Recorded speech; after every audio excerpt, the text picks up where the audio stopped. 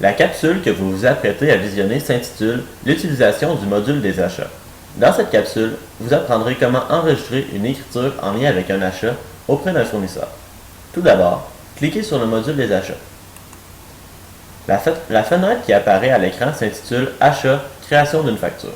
Plusieurs étapes sont nécessaires avant d'en arriver à traiter la facture. Cependant, il n'est pas nécessaire de faire cette étape exactement dans le même ordre qu'elles sont présentées ici. Donc, la première étape consiste à déterminer quel est le mode de paiement. On doit choisir entre payer plus tard, comptant, par chèque ou bien par dépôt direct. Certains modes de paiement présentent des particularités. C'est le cas pour un paiement au comptant, puisqu'on doit sélectionner le compte d'où sont tirées les liquidités à l'aide de cette liste déroulante. Dans le cas d'un paiement par chèque, la même liste apparaît, en plus d'une case où l'on doit inscrire le numéro du chèque. Finalement, pour le dépôt direct, on doit aussi sélectionner un compte avec la liste déroulante, en plus d'inscrire, dans cette case, le numéro du dépôt direct. Ensuite, il faut indiquer avec quel fournisseur on fait affaire à l'aide d'une liste déroulante. On retrouve dans cette liste tous les fournisseurs que vous avez préalablement enregistrés dans le module des fournisseurs. Il y a aussi l'option de sélectionner « Fournisseur occasionnel » si vous ne faites pas assez souvent affaire avec ce fournisseur pour lui créer un compte dans le logiciel. Un autre cas possible est que le fournisseur que vous avez acheté est nouveau et que vous trouvez qu'il est nécessaire d'y créer un compte. Dans ce cas, vous pouvez cliquer sur « Ajouter » et remplir la fiche d'enregistrement du fournisseur.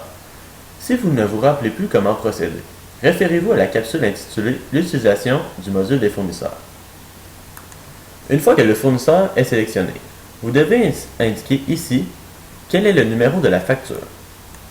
Sous ce numéro, vous pouvez sélectionner la date de l'achat à l'aide de l'icône en forme de calendrier.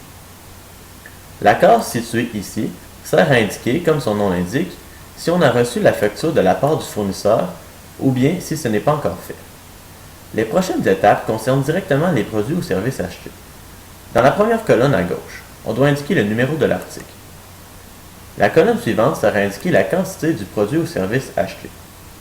Celle-ci sert à donner une brève description de l'article. Par après, vous devez indiquer quel est le prix unitaire de l'achat. Aussi, vous devez indiquer le code de taxe approprié. Pour ce faire, vous pouvez soit l'inscrire dans la case, ou bien cliquer sur la loupe et sélectionner parmi les choix. Un peu plus loin, la colonne « Compte » sert à associer la transaction à l'un des comptes du grand livre. Pour choisir un compte, on peut soit inscrire son numéro dans la case, ou bien cliquer sur la loupe et le sélectionner dans la fenêtre qui apparaît.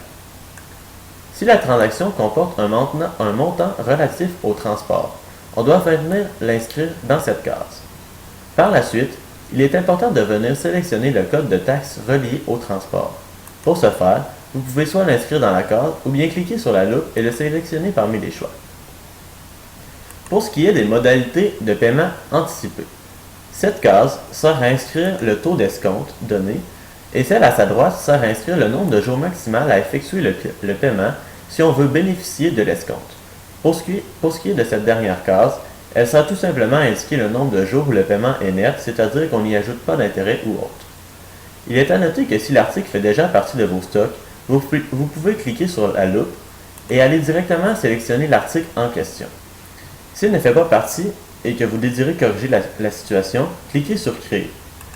Si vous ne vous rappelez plus comment utiliser la fenêtre qui apparaît à l'écran, référez-vous à la capsule « L'utilisation du module Stock et services ». Maintenant, voyons un exemple pour faciliter la compréhension. Nous recevons une facture et nous désirons le mode de paiement « Payer plus tard ». L'achat a été effectué auprès du fournisseur « Meubles marchands ».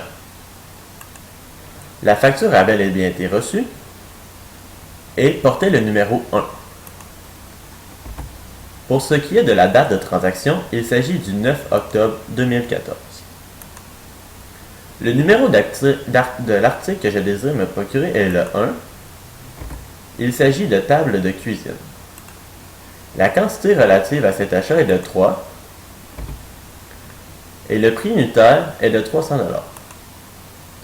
Le code de taxe adéquat est TE et les modalités de paiement sont 2% d'escompte pour les 10 premiers jours et net 30 jours. La création de la facture est maintenant complétée. Il ne reste plus qu'à cliquer sur Traiter pour enregistrer la transaction. Un message de confirmation apparaîtra alors à l'écran pour dire que la transaction a été traitée sans problème. Il suffit de cliquer sur OK pour le faire disparaître. Vous êtes maintenant en mesure de procéder au traitement d'une facture d'achat. L'équipe de Simple Comptable vous souhaite bon travail.